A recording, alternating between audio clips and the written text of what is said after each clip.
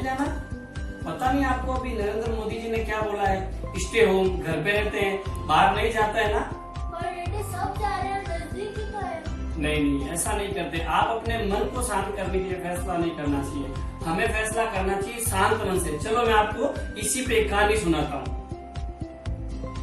एक समय की बात है, एक गांव के अंदर एक परिवार रहता था।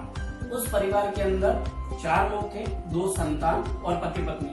वो गरीबी से बहुत परेशान हो रहे थे, और जब गरीबी से परेशान हो रहे थे तो उस जो परिवार का मुखिया था उसके पास में घर चलाने का कोई भी सोर्स और कोई भी साधन नहीं था। तो उसने उस परेशानियों के अंदर अपना एक डिसीजन लिया। उसने सोचा क्यों नहीं मैं इस घर को छोड़ के कहीं चला जाता हूँ, और ऐसे ही बगैर किसी को बताए हुए एक दिन रात को सोते समय आधी रात को उठा और उठ के जंगल की तरफ चल निकला। चूंकि उसकी मंजिल तय नहीं थी तो वो चलता ही जा रहा था, चलता ही जा रहा था, चलता ही जा रहा था। चलते चलते भोर हुई और जंगल के घने जंगल के अंदर एक पेड़ के नीचे एक साधु महात्मा बैठे थे और कुछ शिष्य बैठे थे, और वो लोग अपनी चर्चा कर रहे थे। तो दूर से उस व्यक्ति ने उनको देखा और देख के सोचा क्यों नहीं मैं इन साधु महात्मा के साथ में सम्मिलित हो जाता हूँ, इनकी दीक्षा ले लेता हूँ, इनके साथ रह के बचा हुआ मेरा जीवन यापन करूंगा। ऐसे ही सोच के और वो जाके तुरंत साधु महात्मा के चरणों में गिर गया कि महात्मा जी मुझे आपके शरण में ले लीजिए, मैं बहुत परेशान हूँ, मैं आपके साथ रह के मेरा बाकी का जीवन गुजारना चाहता हूँ। क्योंकि साधु संत तो बहुत ही सौम्य होते थे, तो उन्होंने तुरंत डिसीजन लिया, ठीक है आप हमारे साथ रहिए। और ऐसे ही वो साधु की दीक्षा लेके उनके साथ में हवन अनुष्ठान जो भी वो हो रहा था उस कार्य में लग गए। और एक दिन वो साधु संत विचरण करने के लिए, यानी एक स्थान से साधु संत कभी भी एक स्थान पर नहीं रहते, तो दूसरे स्थान पे जाने लगे। तो सभी टोली सभी शिष्य जा रहे थे, तो जाते जाते शाम हो गई। शाम को जब साधु संत चलते हुए थक गए तो एक पेड़ के नीचे वापिस रात्रि विश्राम करने के पहले, सांझ ढलने के पहले रुके तो साधु संत क्योंकि चल रहे थे काफी समय से, तो उनको प्यास लग गई। तो जो साधु जी थे, महात्मा जी थे, उन्होंने चूंकि वो नया शिष्य था उसको बोला कि आप जाइए, यहाँ पास में एक सरोवर है और ये जल पात्र ले जाइए, इसमें हमारे पीने के लिए जल लेके आ जाइए। क्योंकि वो शिष्य था तो साधु का कहना तो करना ही था, तो वो साधु का शिष्य सरोवर के पास जाने लगा। जैसे ही उसने सरोवर को दूर से देखा, उस सरोवर के अंदर बहुत सारे जंगली जानवर जलमग्न यानी क्रीड़ा कर रहे थे, खेल रहे थे।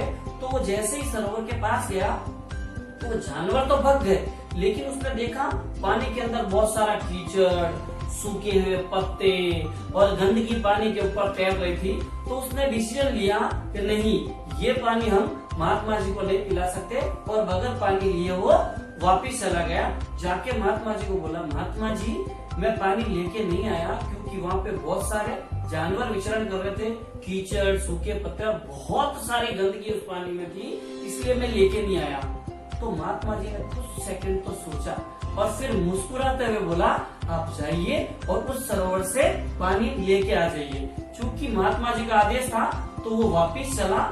जैसे ही वो सरोवर के पास पहुंचा तो एकदम से निर्मल शीतल जल, एकदम पवित्र जल उसको दिखाई दिया। तो उसने पात्र भरा, पात्र भर के और महात्मा जी के पास लेके गया।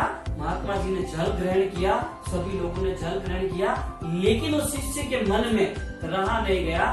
उसने हाथों हाथ तुरंत चरणों में पड़ के वापिस चरणों में लेट के और महात्मा जी को पूछा, महात्मा जी मैं एक बात पूछना चाहता हूँ, कुछ ही मिनटों में वो जल निर्मल और शीतल कैसे हो गया?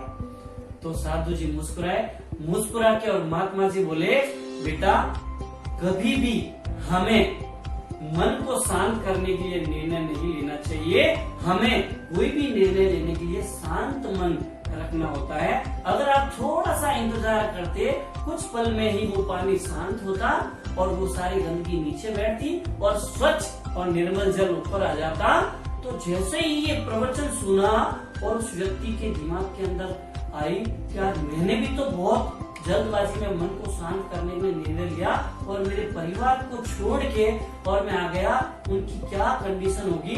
और वो बात कह के और वो महात्मा जी के चरणों में गिरा। तो महात्मा जी एक गलती ऐसी तो मेरे से भी हुई है।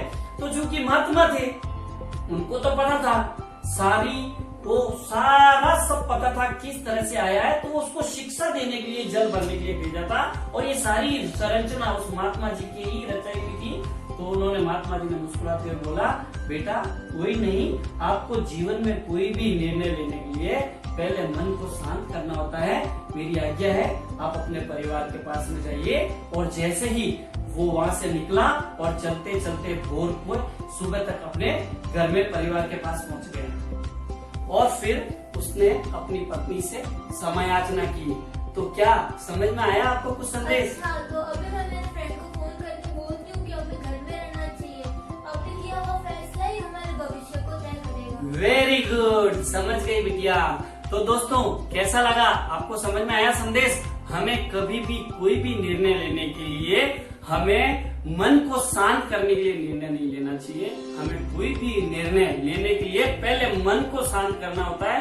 यानी शांत मन से लिया हुआ निर्णय ही हमारी जीवन में सफलताओं को प्राप्त करवाता है। वंदे मातरम। क्या दोस्तों, मुझे लगता है अब तक आपने हमारे